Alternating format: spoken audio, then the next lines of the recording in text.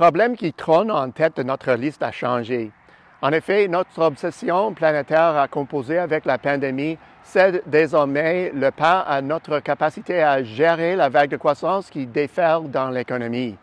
Le sentiment partagé que nous sommes sur le point d'atteindre l'immunité collective a donné lieu à une relance hâtive de l'activité, à l'image des invités se pointant à une fête avec une ponctualité excessive. Comment expliquer que nous ayons été pris au dépourvu par la relance, pourtant si ardemment souhaitée? La réponse est simple. Cette relance était inattendue, d'où notre manque de préparation. Des analyses de la conjoncture réalisées rapidement, mais très influentes, nous annonçaient une très longue reprise. C'était à la prémisse de toutes les prescriptions dans The Great Reset, signé par Klaus Schwab et Thierry Malleret. Cet ouvrage a été cité par le dirigeant d'un pays et puis par d'autres dans leurs efforts concertés pour ne pas rater l'occasion de tirer parti d'une bonne crise. En gros, les auteurs nous présentent la conclusion suivante. L'économie mondiale serait incapable de mobiliser ses propres ressources pour orchestrer une reprise respectable. Elle aurait donc besoin d'un soutien majeur, non seulement à court terme, mais en permanence. Ce message a trouvé un écho au-delà des sphères du pouvoir. Une autre raison explique notre manque de préparation, la timide reprise lors de la dernière crise économique mondiale. Rappelons-nous, la sortie de la crise financière et économique mondiale de 2008 et 2009 a pris près d'une décennie. Et c'est précisément à ce moment que la pandémie a frappé. Persuadés qu'il s'agissait de la nouvelle normalité, la plupart des analystes nous ont conseillé de nous mettre à couvert pour mieux surmonter ce nouvel épisode de repli de l'activité. Or, on a omis de prendre en compte le fait que cette fois, les conditions préalables étaient très différentes. À l'époque, on était confronté depuis plusieurs années avec une immense bulle typique de celle précédente des récessions et dont la portée était mondiale. L'heure de la récession avait sonné. Dans le cas présent, le contraire est vrai.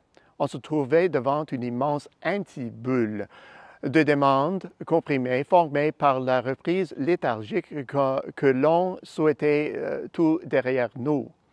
Et cette fois, la récession était le résultat d'une décision et non d'un événement du marché. Et si l'imposant programme de relance était à l'origine de tout ceci et la rapide croissance une simple illusion, voilà une hypothèse ingénieuse mais peu convaincante. Lors du dernier cycle, on a aussi déployé d'importantes mesures de relance monétaire et budgétaire, mais celles-ci avaient moins trouvé preneur. Souvenons-nous, au plus fort des mesures de relance, la croissance avait fait du surplus. Les mesures avaient suscité très peu d'intérêt chez des acteurs privés de l'économie.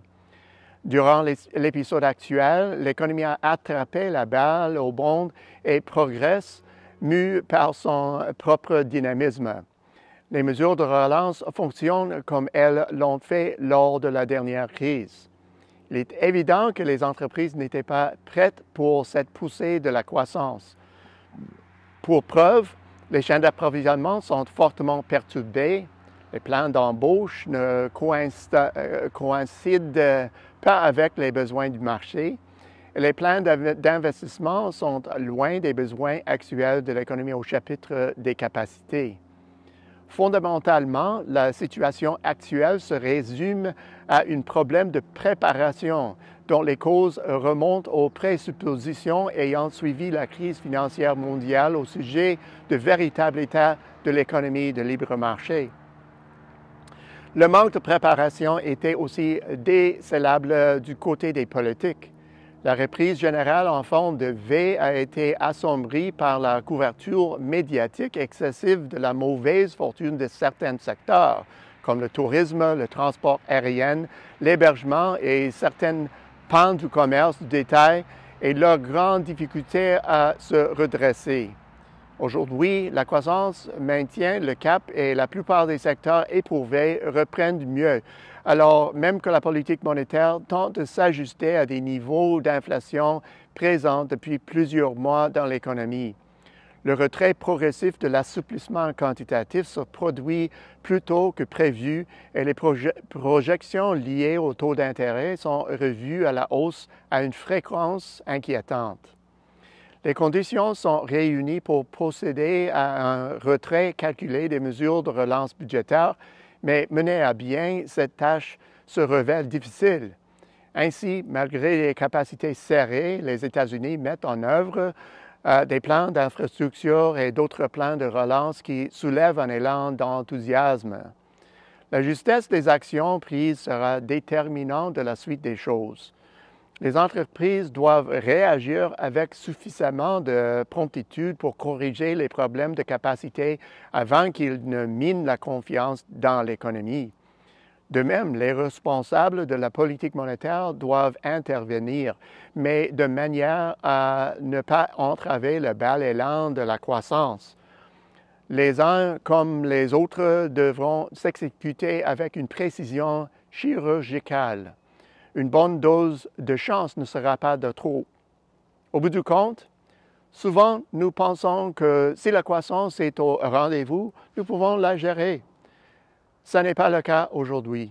La quête actuelle des capacités pourrait fausser la dynamique si nous ne sommes pas prudents. Les fondamentaux nous disent que la croissance repose sur de solides assises. Toutefois, des fissures pourraient apparaître dans ces assises et si nous manquons de vigilance. Par chance, l'économie dispose de ressources efficaces pour remédier aux difficultés posées par la présente conjoncture dans la mesure où nous, les acteurs économiques, avons une bonne compréhension du scénario qui se joue. À la semaine prochaine, c'est Peter Hall.